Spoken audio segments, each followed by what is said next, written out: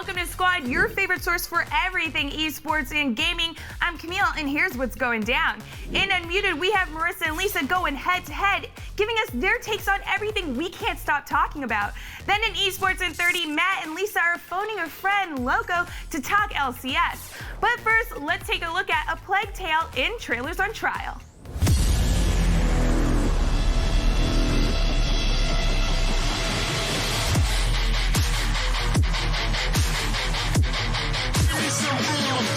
Elbows. Hey, yo.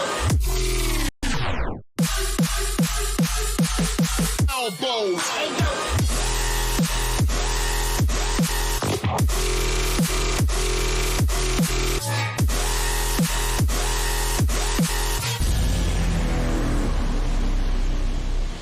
So today, apparently we're dealing with rats.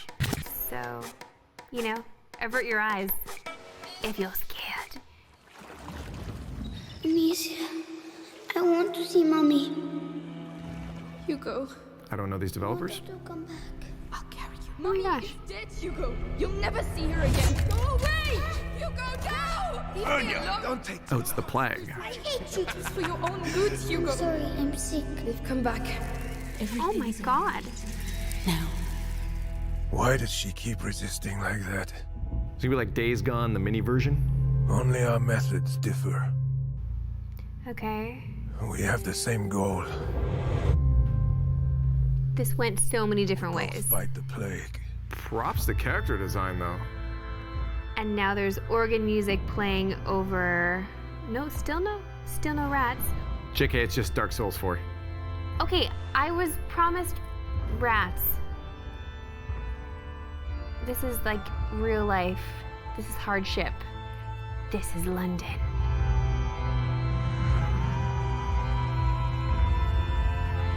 I'm not gonna lie, I don't have much to say about this. This actually looks pretty interesting. Oh, okay, they're there. I bet you there's gonna be an upgrade system to your fire to get like fire bombs. Yeah, she's swinging it. To get out! Just run as fast as you can! They're running away! Kill their sister! Run! Take the boy alive! You'll pay in the end! Holy smokes! It's a lot of rats. Rats. Rats. Amicia. But I thought he was sick. So you have to protect him, but he's sick. A plague tale. I'm not buying it. They missed the pun opportunity by calling it a plague T-A-I-L. It looks like a pretty deep story. Might give me the feels, but also very dark, so I tend not to gravitate toward dark games. And I can't say if I'm gonna play it, but the trailer's cool, and it made me feel. So, you know, kudos on the rats. Don't know what the gameplay is gonna be like, but that actually looks pretty interesting. A little melodramatic, but it was done in taste. I like it. You know what? You got my attention.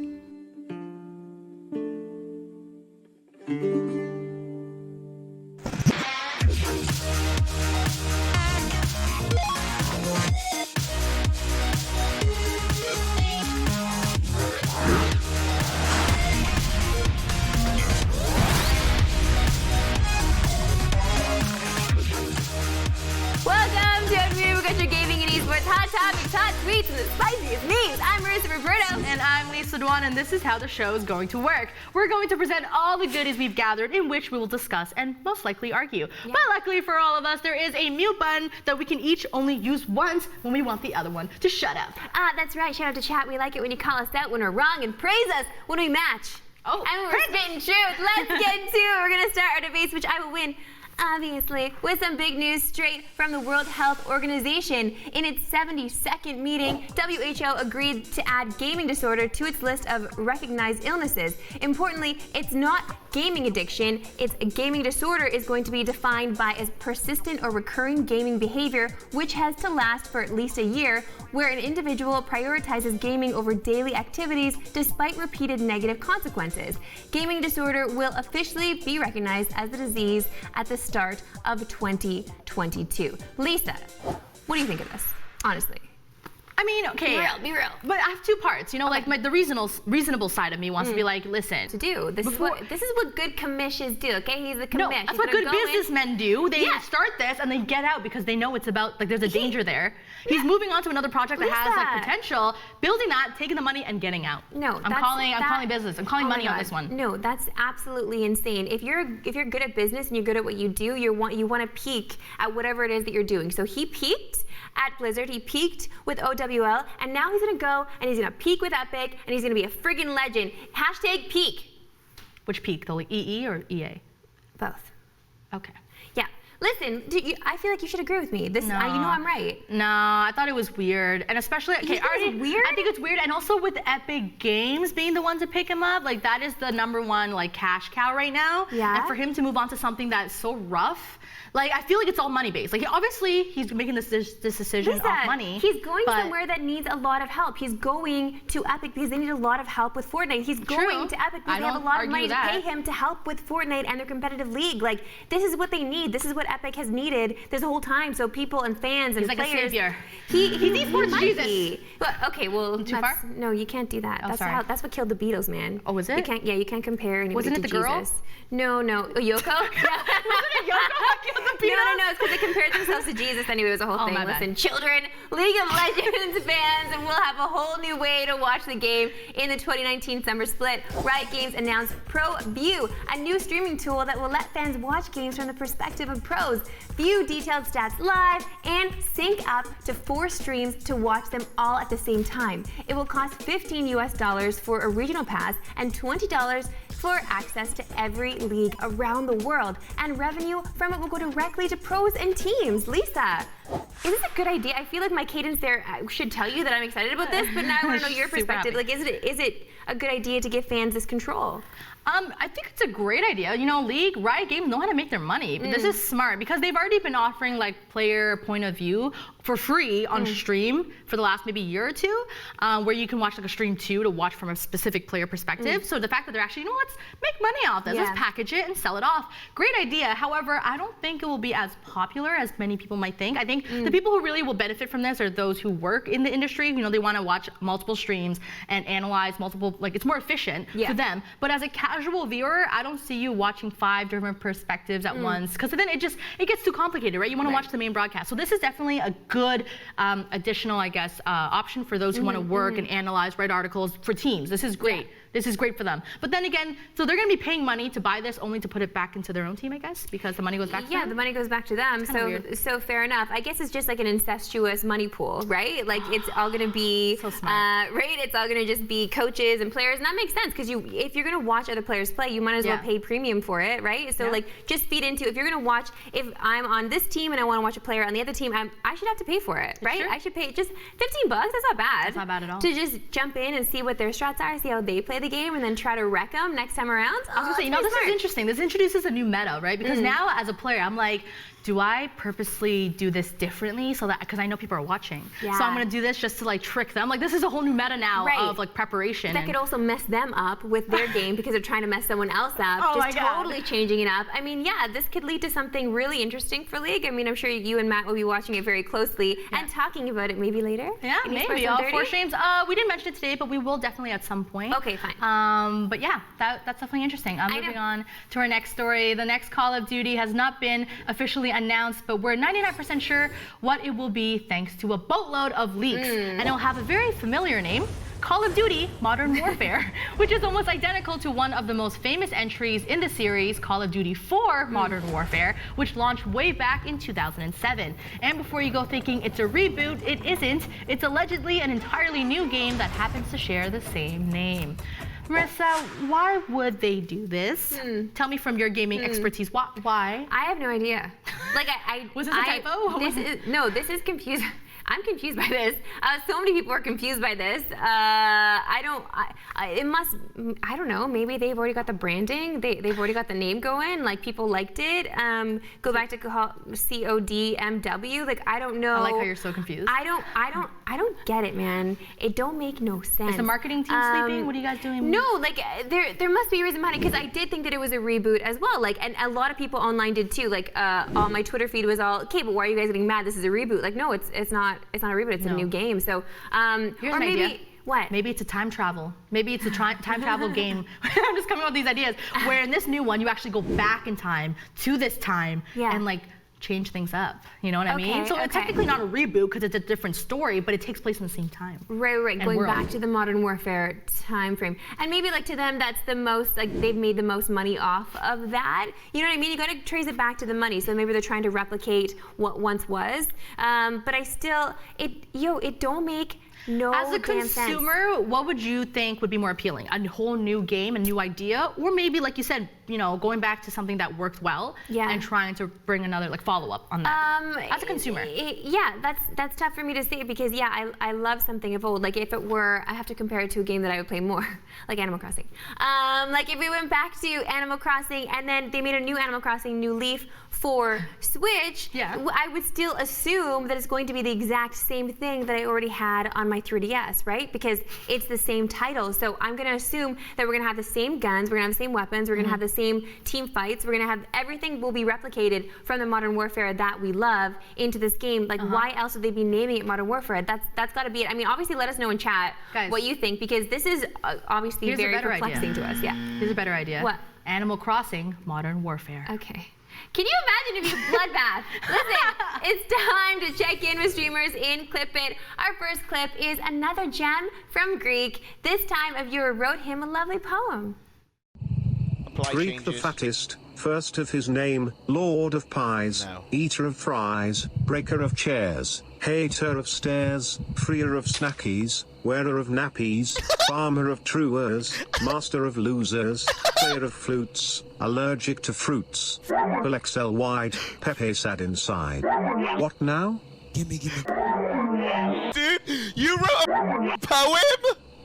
Don't do that, dude. What the was that?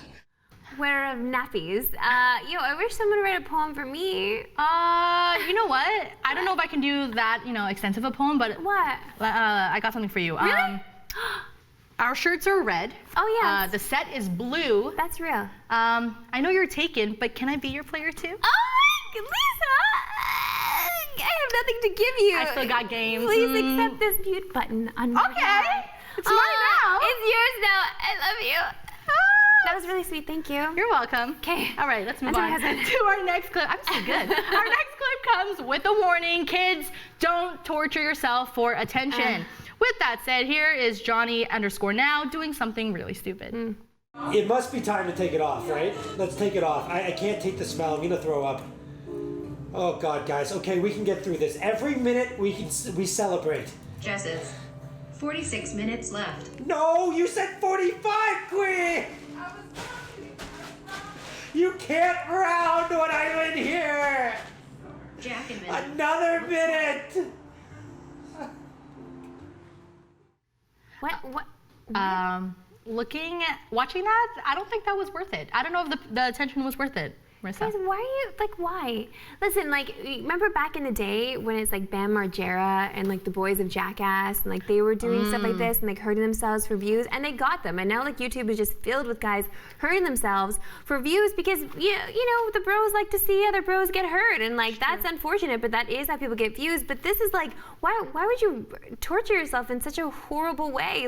I mean, I can't imagine he's making that much money off of that. I don't know. I mean, we're watching it now. I guess. We clipped it. Yeah, it's actually so concerning. He's doing the water drip challenge, which is actually a form of torture in some places where you literally just let water drop on you for a long time, and that apparently drives you insane. For sure. This reminds me of that time, I think a year back, someone locked himself in a cage while streaming. He was trying to see how long he could last in a cage for views. So once again, it's people are doing crazy things, and even Instagram, people are going to crazy heights and places to take Instagram photos. People have died doing this. So this is literally just another example of people doing crazy stuff for likes and views. No. So Marissa, what are you gonna do for views? Protect yourself. What are you gonna do for views right now? I don't want to hurt myself. Aww. I can't, Lisa. I can't. Listen, it's truly the best time of day where we scroll the Twitters to bring you all the things that pros bless us with on their timeline. It's Monday, y'all, so let's take this time to reminisce over this weekend's events for the pros because we live vicariously through them. Clazer tweets, I just lost a battle for the armrest on my flight. Lady in the middle was locked down, elbow to wrist on that bee. I even tried to nudge in there and she just gripped the edges until her knuckles turned white. You can have this one, lady. Holy Lisa, would you relent? Do you think Clay maybe bowed out too early? I think she had his number there. I bet you, either she was really terrified of flying altogether, or she played it. She played it smart. If you held on tight, and what else are they gonna do? Yeah. Me, I don't fight for the armrest. I fight for the window seat. I'm a window seat person. If I get the window, I'm happy to just crawl up on that side and never touch the armrest. Really? Yeah, I don't fight for the armrest. I'm the exact opposite. Oh, really? Well, actually, I don't fight for the armrest, but I fight for the aisle seat. And I'm an aisle seat person. So, maybe we really should ship. Aisle seat, never grip. I don't know. I don't fight for it because I just feel like it's not worth it. I also don't ever put my chair back because I feel like that's rude to the person behind me. And I think it's really rude when you put your chair back and you don't ask permission for the person behind you either. Okay, people? They might be sleeping, their head might be down, and then you just slam it back there. This girl got hit in the head a few times now. It doesn't feel good. That explains a lot. Yeah. Anyways, let's continue our weekend adventures by taking a trip to Jersey. Melee Pro hugs his new home. He says, experience my first East Coast moment, LOL. Guy comes to the restaurant patio to ask us for money. Bartender comes out and tells him to get the F out. Dude goes, why you mad? I ain't killed anybody yet. Bartender yells at him, why don't you start with yourself? Jesus. Wow, that was a clapback. Marissa, what would you do in that moment? You were a server at one point, right? Yeah, so definitely. What would you do? If I were a server, I couldn't actually do anything because I'd be working and I just had to be professional about it. But if I were a guest at that restaurant, I'd be taking out my phone I'm just doing one of these. Maybe go live on Instagram. Just get a little. Go. That's fun. I love that Gotta stuff. do it for the likes, right, Marissa? No, what did we just teach do the it for kids? drums. No, not likes, not likes. Just views at that point because no one's gonna like that stuff. It's kind of rude. But people love seeing that drama. Like I love seeing couples fight in public. I love seeing any kind of like disagreement in public. As long as there's no violence, yo, it is entertaining AF. Yeah, I've seen people throw down over like a bowl of pho, and I don't know if you guys know what that is. A bowl of pho? Yeah, in Toronto, I've seen a clip where there was like a huge gang fight, and people were just like eating their pho, but like they got to finish, they couldn't let go. You know, there's like chairs being thrown around, weaves being pulled off.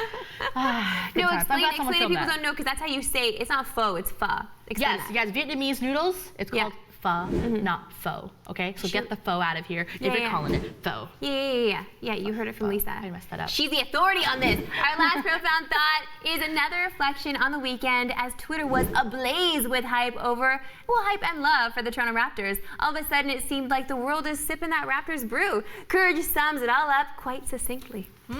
He says, as a Raptors fan since May 25th, 2019, I cannot express how much this finals berth means to me. True fan. Oh, so how do you feel about these bandwagon jumpers? I mean, basically it almost seems like I said half of Toronto, but I feel like more than half of Toronto has kind of jumped on the bandwagon now. But like, but you can't hate on them for it because like it's totally understandable. This is amazing for the city. No, 100%. I don't mind if people who never really followed basketball are now like, yay, awesome, that's great. We should all celebrate together. But it's people who are like, I followed them like for a long time and I knew they were gonna get here. Don't lie, you didn't know they were gonna get here. Nobody knew they were gonna get here until recently, okay?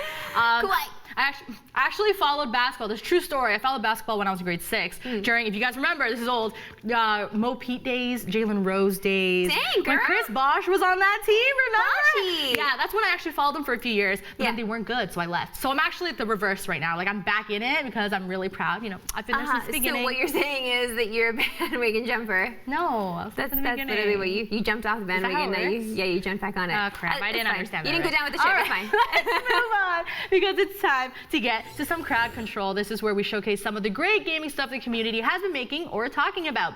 So we love our fail moments here, and when it happens in virtual reality, it's even better. Full credits to Rage for VR. Let's check it out. Thanks for the bits, dude. Oh, you forever. Oh no! You go down. I'm trying to put my hands on the table. I put my hands on the table. I keep going for it.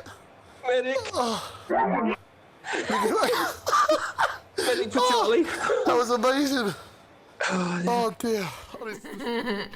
I love the laughing. I just love the like laughing. Yeah, I don't know, like you gotta have some space for that, man. You gotta have some space for that life. You need a special VR room where like there's cushions everywhere, no sharp objects, because that could get dangerous for sure. Yeah. I feel bad for him. Obviously, he was doing it, and he just reached over and fell over. Are you a fan of VR? Do you play a lot of VR games? No, because I don't want to. I don't know. I just feel like I don't have the space for it. I don't have. The patience, I guess, is another thing because you got to set up a lot. It's like it requires a lot of love and setup, basically. Yes. And so no, you're not either. Don't lie. Why you gotta call me out like that? I know you're not. I knew it! Real talk, there are lots of bad drivers out there, so let's take this moment to shame them, Lisa. Wow. Or we can just let Luigi do it for us. When you pass someone to see if they look as stupid as they drive. That is literally me on the 401 like every week. Stash and all. That is literally her. 100%. Straight up. I live that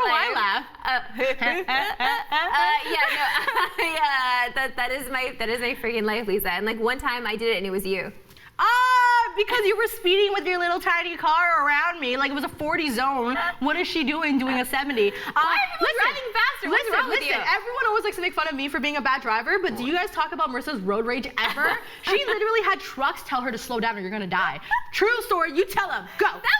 It was like one time, we were driving so freaking slow, I had to turn left, like it was a yellow light, whatever, like they weren't going fast enough. Anyway, this truck pulls up beside me and he's like this older dude, he's like, you need to slow down, you're gonna kill yourself.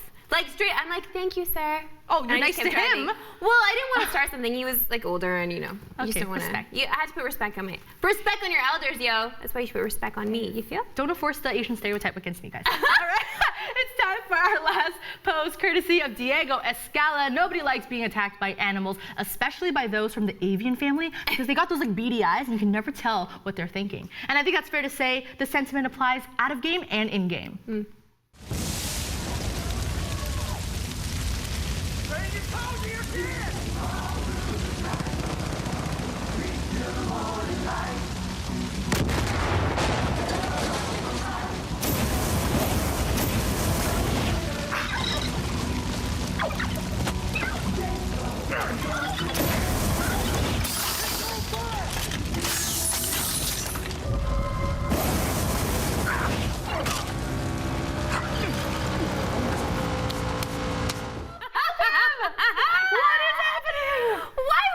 Why was that turkey not toast? Like, why were we Why like was it not grilled Thanksgiving up? dinner? Yeah. Oh my God. Right? Listen, I gotta say though, I am terrified of birds. Are you actually?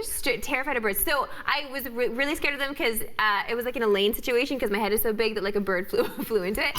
So like that's happened before, but I was around a tree. I guess it was a nest up there, and so the mom was just trying to protect its babies. But like I wasn't climbing the tree or anything. I was just walking by. Maybe started swooping at me. Maybe they saw your stash and thought it was a nest and wanted to, you know. No, it was terrifying. I had been scared of birds ever since. But then I went to a falconry and I got to meet like birds of prey. No, and then I had like a newfound respect for certain birds. So like if you contribute to, you know, the sky, like if you are a falcon or, you know, a hawk, then I got loves for you. But if you're just one of those like little piggy birds, elitism. Yeah, oh, straight up. Yeah. No, I pick and choose. I like them eagles, you know, they're free and they just ride high. Anyway. Okay, why, American. You're not afraid of birds? I'm not afraid of birds. What's there to be afraid of? They're more afraid of you. What are you? That's not true. Was that turkey afraid? No. Okay, that was a real turkey, but if you live in a city, you know those pigeons are fierce. You gotta protect your hot dog. You gotta do what it takes to protect your food. And so if you grew up in a city, you know how to protect yourself. Yeah. Pigeons are full of disease. Don't go near them, okay? I hate the people that feed them. Like, they find their own food. They're fine. Yeah. Listen, that's it for Unmuted. Remember, you can always hit us up on our socials just to say hi and send us stuff to react to.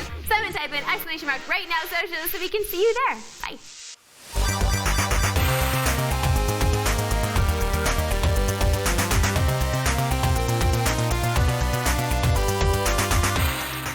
Who looks better wearing a Tanuki suit? Probably. Can someone breathe fire out of their mouth? You know what though? Probably Matt looks better in the Tanuki suit. I would give that to Matt. He's tall. Why? Because like the huge testicles thing, or? Wait. What? Tanukis? Yeah, Tanukis have huge testicles. But don't you? I mean, like Nick. Wait, what? Yeah. Don't look it up, chat. But like traditional Japanese Tanukis have huge testicles. I'm looking it up on my work laptop. That's like traditional Japanese art. Preston knows what I'm talking about. I know what you're talking about. I was more like, why the hell would you mention this right now? I don't know, because it's funny. Let's talk about cats. Go back to talking about cats. Yeah, let's talk about depressing cat stuff. Oh my gosh! Told ya. Their nads are huge! Told ya. Oh my gosh, and they have a little pee-pee. Well, yeah. Thanks to Red Bull for fueling us while we gamed. And you know what? To you guys as well, because you always show us love, which you could do by subscribing to us on Twitch. And you know what? In exchange, we'll give you some sweet emotes. In the back, you can see Matt and Lisa getting ready to talk to Locodoco all about League and Esports in 30. But first, why don't I get you caught up on everything you need to know in Reported.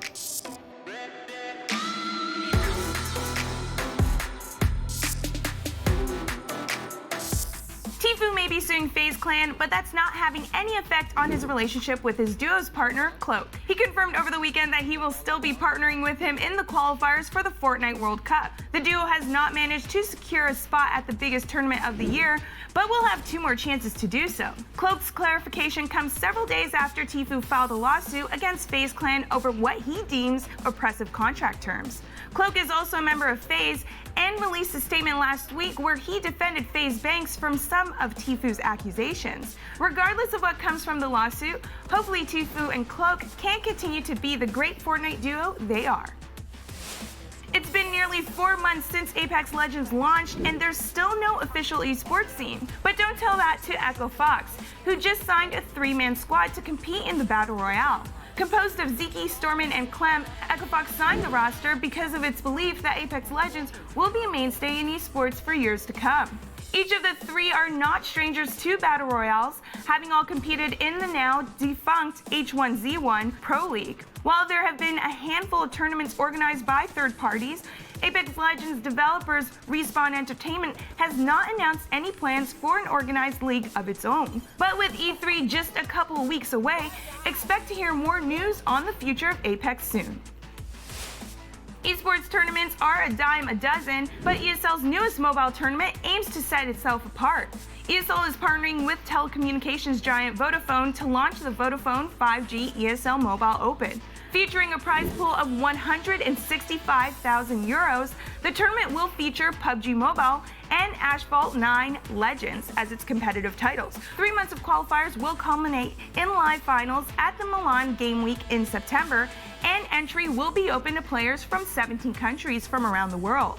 Unfortunately, if you happen to be from North America, you're ineligible to compete. But if you still want to watch, qualifiers kick off with weekly and monthly cups starting in June.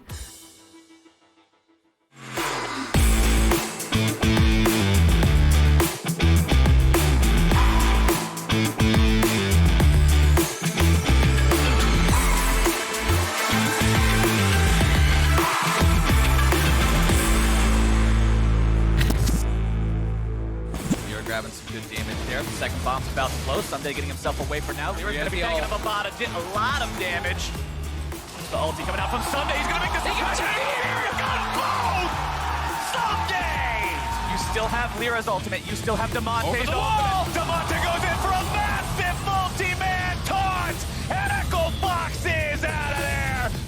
Welcome everyone to Esports in 30. I'm Lisa Dwan and this is Matt Hempstead. And yes, today is still League of Legends Day. MSI is now done and the LCS is only 1 week away, so there's still a lot to cover. Yes. Matt, what are some of the things that we are going to be talking about? Well, we're going to touch on all of these roster moves because going into the summer split, you know, teams have been trying to shake things up. The teams that didn't perform so well got to make some moves to try to bolster their roster and get ready for summer split so they can maybe compete against the top 3 in NA.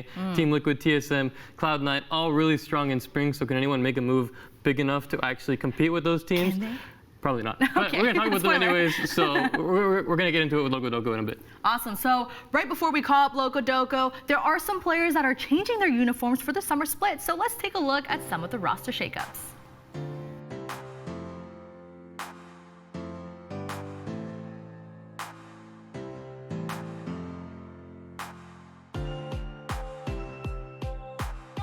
Take a lot of initial damage. Vander now locked up, but he blacks out. He falls, he's either under tower.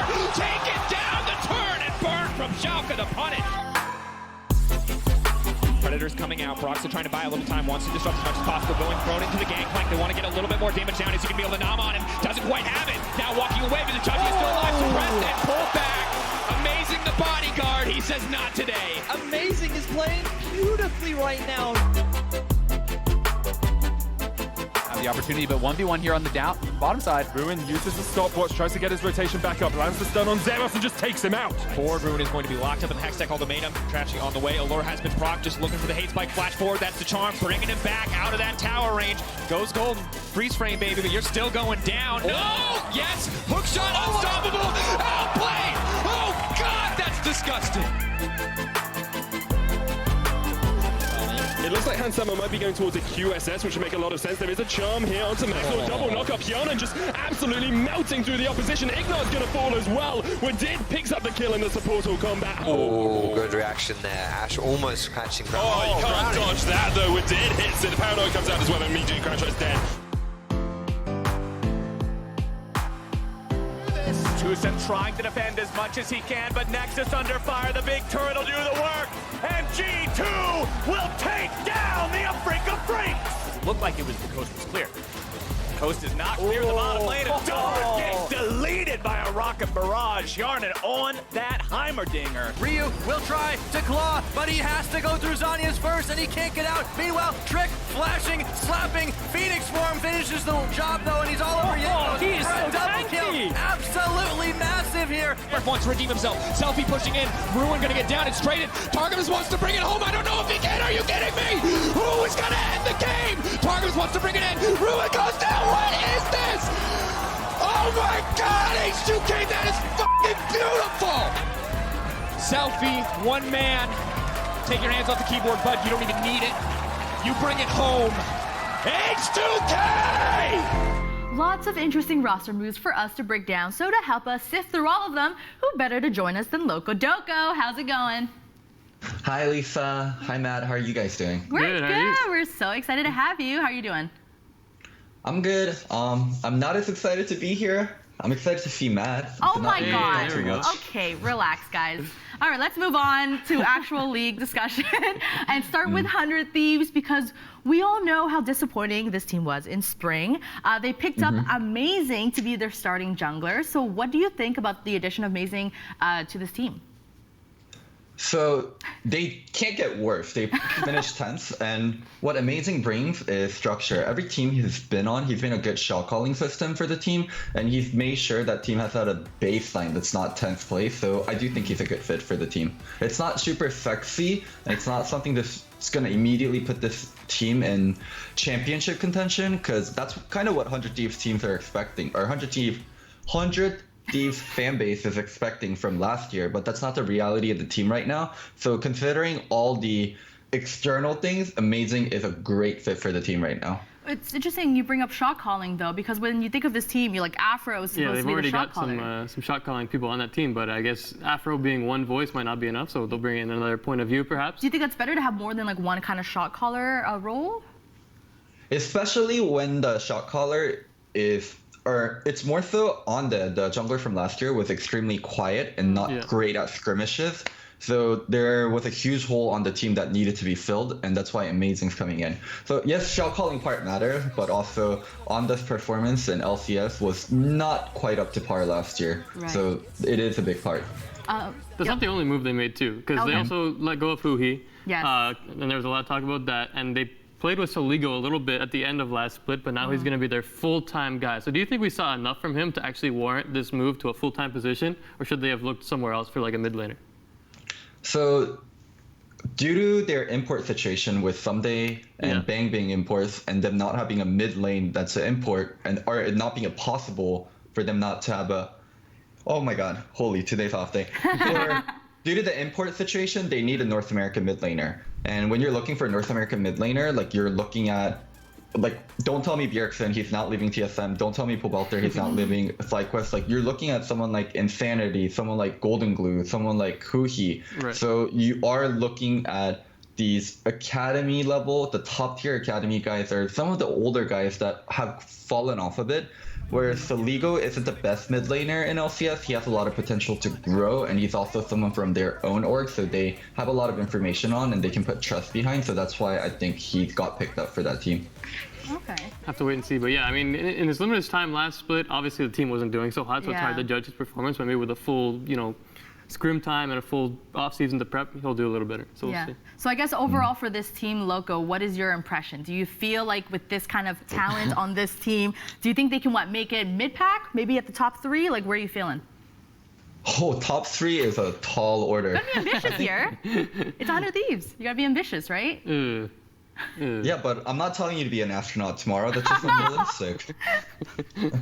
So, I think the high end of this team is them making playoff, and low end of this team is probably 9th or 8th again.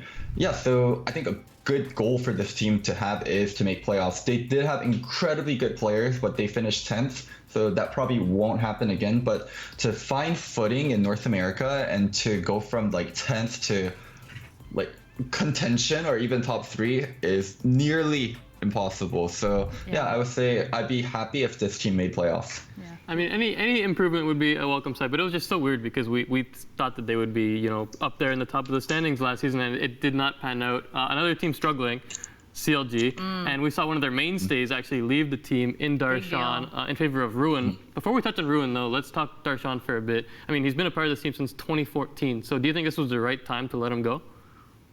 No, the right time to let him go was before spring started. Like, you're making a roster change. If your team is making a roster change after spring, something went wrong. Like, someone messed up. Because, yeah, it's so hard to get a good player between spring and summer. Right. Just due to how League of Legends contracts work, and none of the players are really available during the middle of the season. So I think they got really lucky by being able to pick up Ruin. I feel like the top lane talent has been, it's strong. There's a lot of great top laners in NA. So with Darshan in particular, we've seen him in the past on CLG. They've reached that pinnacle, right? Yep. But since then, it's kind of been more of a decline. So as a player, what do you think about Darshan? As a player, Darshan hasn't been the greatest. If we talk more about Darshan as a player, I don't have the nicest thing to say. Are you surprised he hasn't found a new home yet? I mean, obviously it's pretty quick turnover, and he kind of got a little bit shafted since it's the midseason, and it's tough to find a new home right now. But do you think that he might find some playing time as we approach the season and going into summer?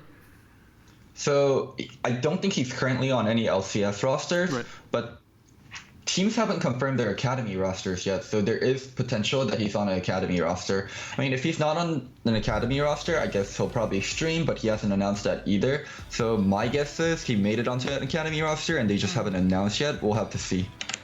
Okay. Let's talk about his replacement then, Ruin. Yeah, exciting. So he was a standout member on 1907 Fenerbahce, and he also had some experience on Giants Gaming in Europe. So how much of an upgrade do you think Ruin is over Darshan, and how will this affect CLG? Darshan was one of the worst top laners in the league during his exit, so I don't think Ruin will be one of the worst top laners in the league, so it will definitely be an upgrade. But CLG overall has a team had problems other than Darshan, so he's not just going to come in and fix everything. It is a step in the right direction, but I know I talked about expectations with 100 Thieves. Like, there are expectations for CLG.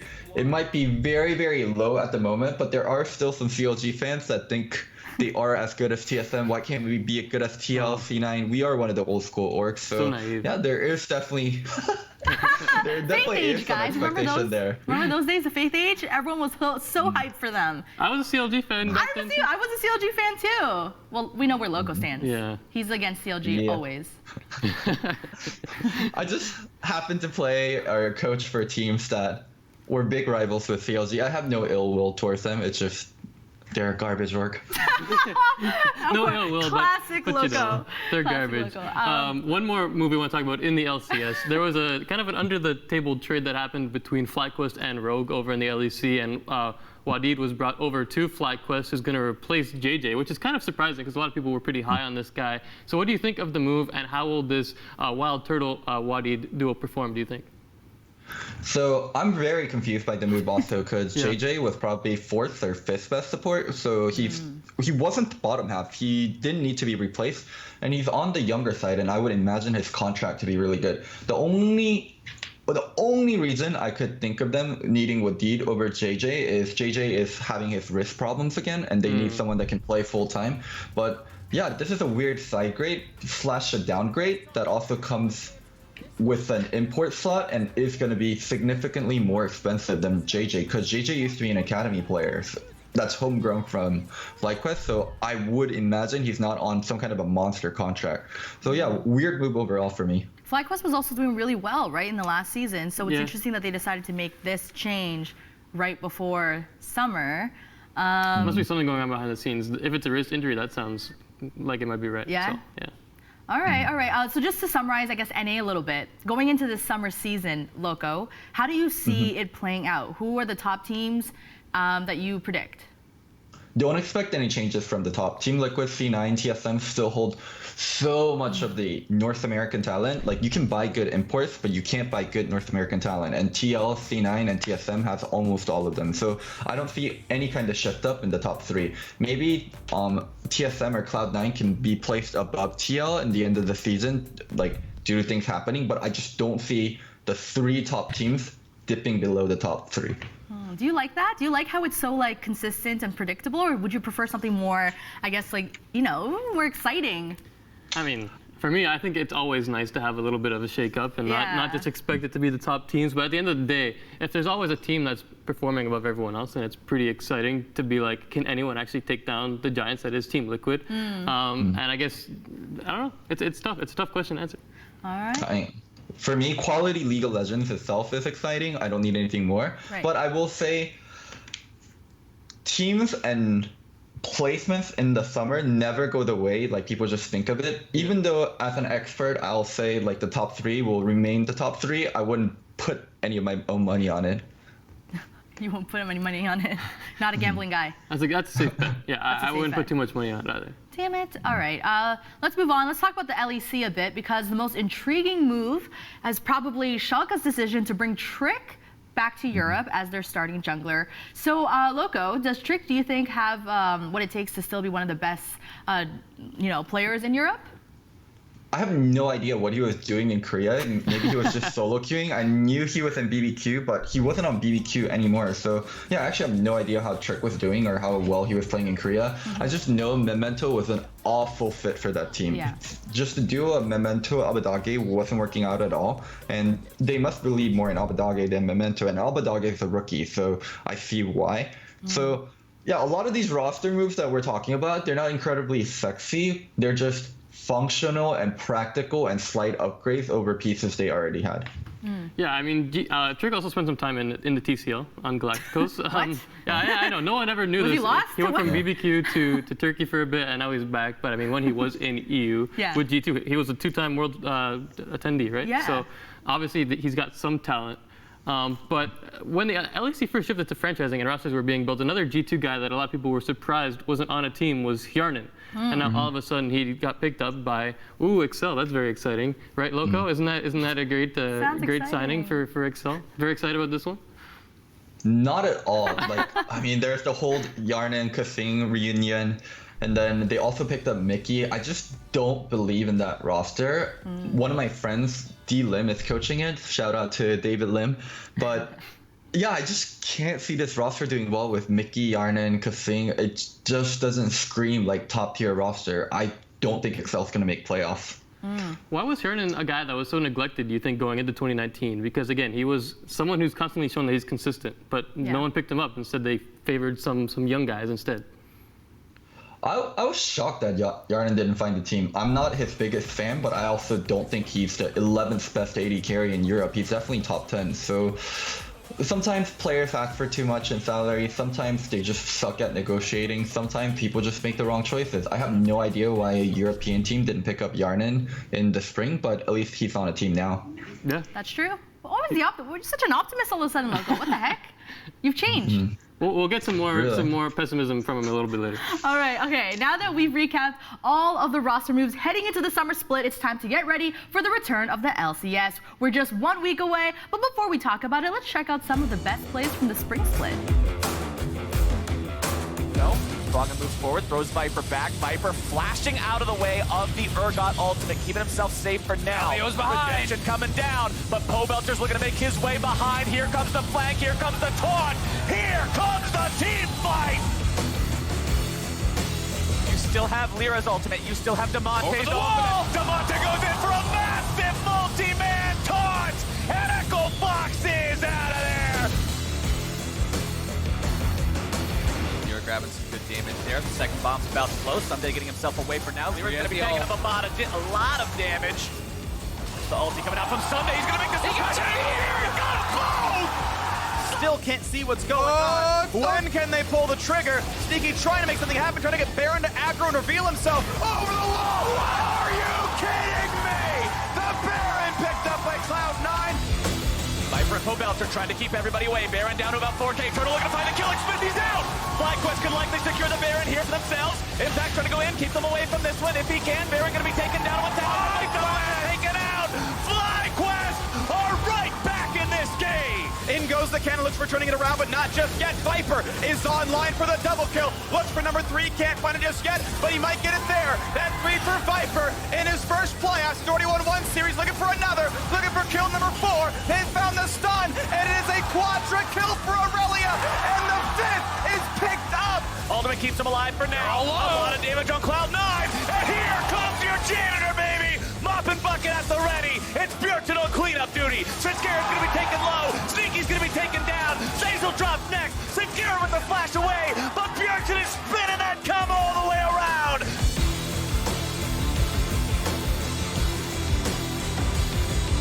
No knockup yet, Sven gets away. 2 for 1, Team Liquid making 2 for 2 overall. A 3rd kill now for TL. A 3rd one comes back for TS. Simon's going to just shows up, but only to run away. 2v2 left on the map. They got to get away from this one. He's got the sleep.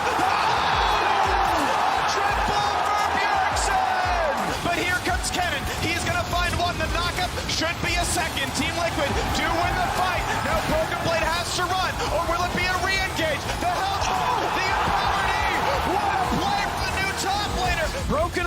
just carry like he did in game 1. Tries to find Doublelift. Here comes Galio as well. A knockup only onto the tank though. Acadian QSS out. Broken Blade at half HP. There's a big top, but Doublelift is safe. He's still surviving. It's 2 kills.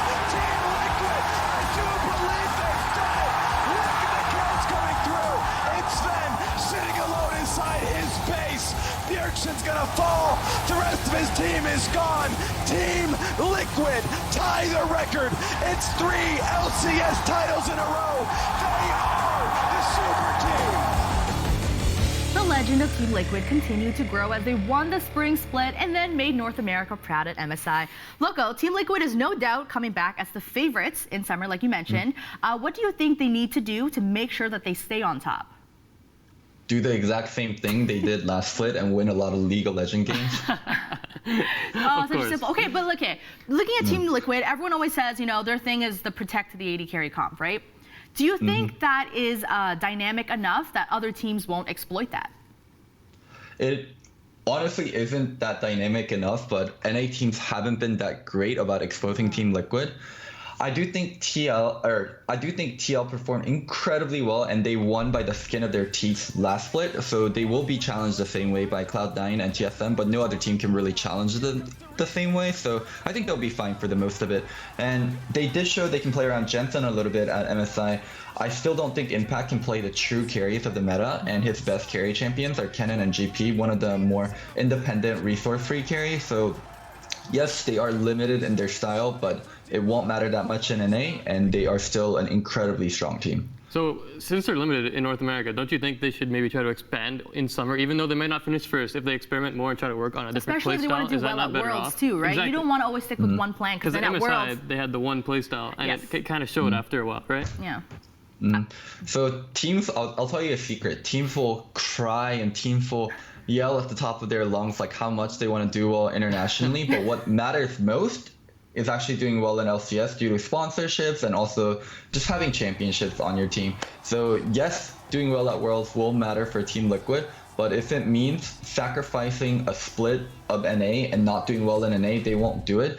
I just don't think Impact will expand to play these carries. He's not that player. He hasn't been a very resource-heavy player, so it's just TL has to go so much out of their way to try to make it happen, and they already have such a good thing going. I just don't see them changing. You can't sacrifice that Jersey Mike sponsorship. Really important, you know. Don't change it unless if it's not broken, right? Yeah, exactly. That's kind of how it's working. Let's talk about TSM, because TSM was one game away from taking out Team Liquid in the finals. So how does TSM take the next step and get back their North American throne? So they've been screaming, and they will have both Grig and Acadian start according to their announcement yesterday. So I think that's a good direction for TSM. Grig is an incredibly strong player, and I think Acadian did a great job filling in for him, but eventually we're going to see Grig take over the starting spot and really take TSM to another level. Yeah, I mean, we've seen teams kind of dabble with this duo jungler system in the past. I mean, Optic still does a little bit with Dardog and Meteos. How difficult do you think it'll be for TSM to go back and forth between these two junglers? I think at the start it's going to be a little awkward, but one player is going to rise above the other one, and I think easily it's going to be Grig. I just have a lot of faith in Grig. Aww, interesting. Feels bad for Acadian because he's done so well. He did really well for TSM, so it's going to be... Okay, this is life. This is life. This is not a Disney movie, Lisa. The better player plays. Fine, all right. Let's move on to Cloud9. Cloud9 is the other team in the discussion for winning the summer split. What changes do you think Cloud9 need to make so that they can overcome TSM and Team Liquid? Draft correct champions in important games. I mean, that's something they didn't do last split, so hopefully they'll do it this split. I have a lot of trust in Reaper also to kind of learn from the mistakes of last split. I think Cloud9 still has an incredibly strong roster. The only thing you can really fault them for is Niski being inexperienced and sometimes bot lane being weak in lane, but other than that, Cloud9 is such a well-rounded team. I just don't see them struggling at all in summer, and they're a team, when it comes to crunch time, they usually deliver. I was shocked by their results in spring when they were up 2 games and then got swept by TSM. I just don't see anything like that happening for them in summer. I mean, G2 had a lot of success with creativity and picking weird things at MSI, and that's kind of what Cloud9 does in North America. So do you think maybe they've gone too far, or do you think they should just dial it back and kind of focus on meta? Yes, they do pick weird things, and weird things do help you when you already have a solid basis. They were just picking such uncharacteristic champions for the team itself during crunch moments, like them picking Orm for Licorice, not giving him carries, and also and some of the key members just underperforming in key moments were the bigger problems. Like, yes, they'll do their weird picks again and it'll help them, but it can't be the core of your strategy. Like, G2 isn't a great team because they have weird picks. They're a great team with weird picks that takes them to another level. You need both. You can't just have one. You need both. Yeah, you can't cheese your way to the top, apparently. Apparently not. Tons of Unicorns of Love back in the day. Oh, good times. I know you mentioned it before that the top 3 seem pretty standard, but which team do you think in the NALCS has the most like upset potential to kind of break into the top 3, perhaps? Golden Guardians. I think Golden Guardians are an incredibly dangerous team. Oh, wow. They started out the split very, very shaky. They started 0-4, I think, and they still ended up somewhere like 4th or 5th in the standings. So they had an incredibly strong second half of the split.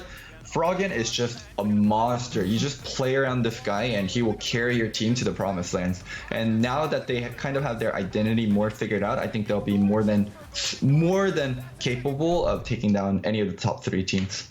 There's one other team I want to touch on before we let you go, Loco, and that's Clutch Gaming, because it looks like they're putting Cody Sun back in over Piglet. So would you consider this an upgrade, and what do you think of their decision to go back to Cody Sun? Like, what is this team doing with their management? So they were posting pictures of Cody and posting it without Piglet of like the entire roster, without making a roster announcement. And then like recently, I think they did. I'm still not 100% sure if they made official announcement, but it's just such a weird move, like from them to build the whole team around Piglet in spring and then let him go completely in summer. So yeah, I don't know what's happening with this team. That's me too. I have no idea what's happening. Yeah, what's Clutch Gaming? Cowboys, apparently. Do you see them on social media? Yeah. They're always wearing Cowboys. It's a little weird, yeah. I guess they're focusing more on their social game than, their roster. Well, aside from Summer Split, there's also Rift Rivals, very important tournament coming up shortly. Yeah. So Perks of G2 actually came out and said that he wants Riot to remove Rift Rivals. So what's your stance on the tournament? So for the team that has to travel, or for the reason that has to travel, which is going to be Europe this year, it is incredibly rough on them. You have to travel in the middle of the split. You kind of mess up your own practice. And also, Summer Split is incredibly competitive and incredibly important. I don't want to go to some random ass tournament and prep for teams like where it has no kind of significance on us going to Worlds and us doing well in Summer Split. So it can be definitely a takeaway of a tournament. So yeah, it's a really weird time to have the tournament in middle of Summer Split. The timing really makes no sense. Maybe we smack it with, like All-Stars, right? Like before they used to do that kind of rivalry stuff in All-Stars. So maybe Riot. It should be. If they want to test the NAEU after. Not in between. All right, Loco. Sadly, we're out of time, but thank you so much for getting us ready for the LCS Summer Split. All right, no problem. Was glad to be here. All right, Matt. So we normally do a player of the week, but there were no games, so we can't do that. So why don't you instead give us maybe a player to watch for the next season? I'm going to give you 2, Lisa, because there's 2 people who are kind of intriguing to me right now after what we saw in the roster move period. First, I'm going to go with Power of Evil. It's a second split now with CLG, and they just brought in Ruin to replace Darshan, and I think that might give him a little more room in the mid lane to actually, do his thing, roam around, and try to get pressure somewhere else. If Ruin's actually winning lane instead of constantly getting pushed in and losing like Darshan was at times, then I think it lets Power of Evil just have so much more freedom in the mid lane to let him be dangerous and try to take over like he used to do back in Europe. Fan, huh? Sure. Yes, Lisa, that's right. Another CLG guy, Afromoo, previously CLG.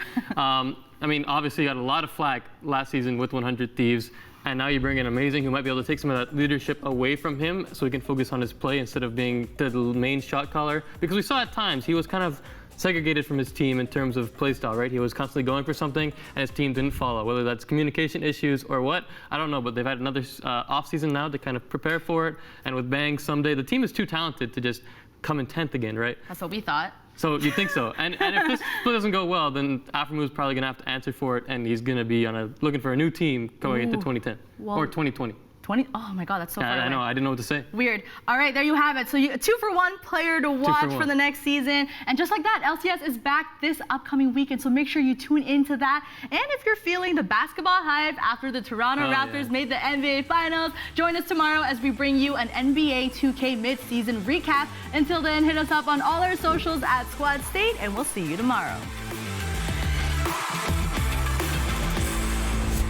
You know what? Whenever those two talk League, I get some serious FOMO because I don't know how to play. Someone teach me. Chat, I'm looking at you. Remember, we're back here starting at 1 p.m. Eastern tomorrow with more gameplay in the green room. Then again at 8 p.m. Eastern, we have more Unmuted. And in Esports in 30, we are shaking things up with some NBA 2K action. Till then, you can tune into our socials at Squad State and check out our YouTube channel for all the VODs in case you missed anything. Thank you guys so much for watching, and we'll see you soon.